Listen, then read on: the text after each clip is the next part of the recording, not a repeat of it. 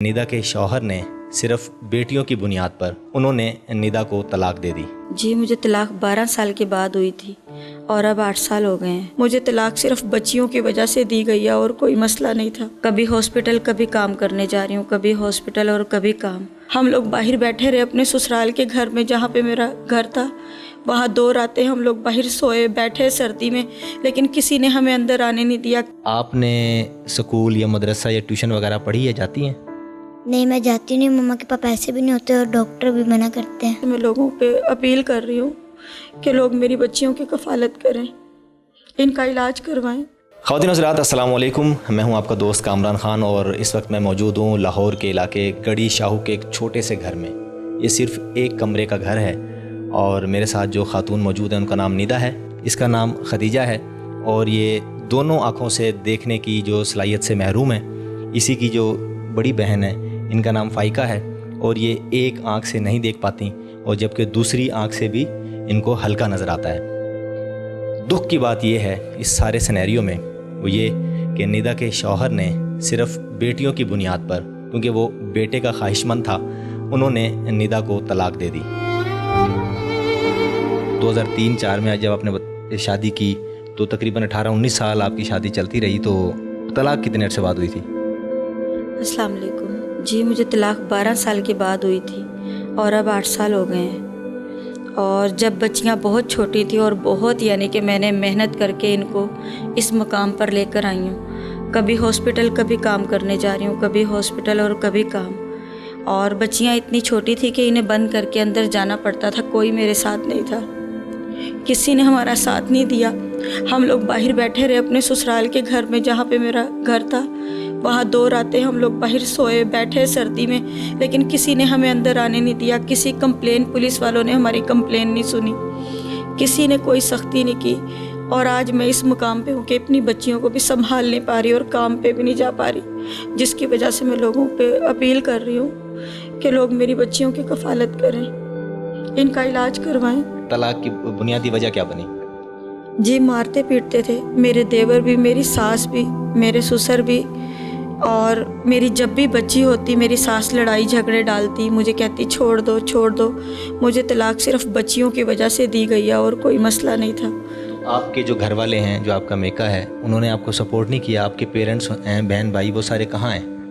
जी, वो लोग मेरे पीछे नहीं आए। बस वो एक बार ही मेरे शोहर को समझाते थे कि इसका कोई कसूर नहीं है, लेकिन वो मेरे पीछे यहाँ इतनी दूर तक नहीं आए। वो ज़िला टोपा टैक्सिंग की साइड पे रहते हैं, उन्होंने नहीं समझाया इन्हें आके।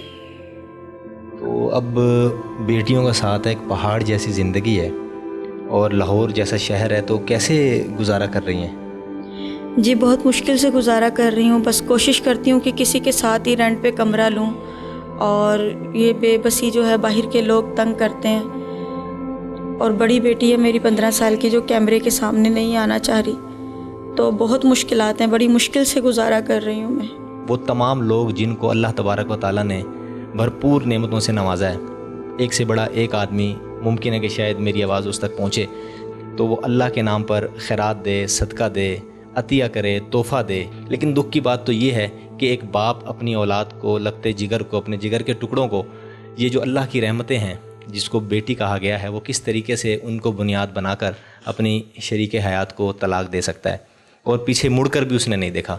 अच्छा, ससुराल की जानिब से कोई राब्ता किया गया या आपने राब्ता करने की कोशिश की हो?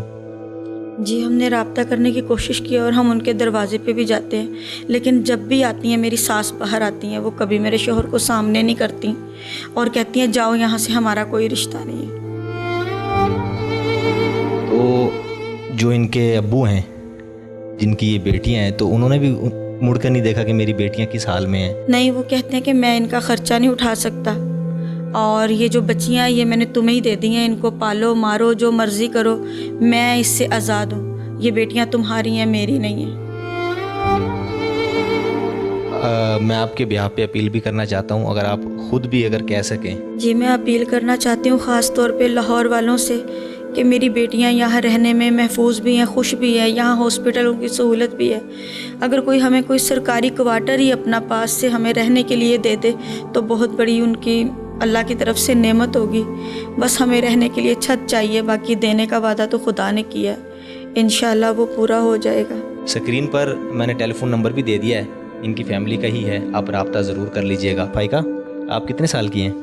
जी मैं 12 साल की हूँ। आपने स्कूल या मदरसा या ट्यूशन वगैरह पढ़ी है, जाती हैं?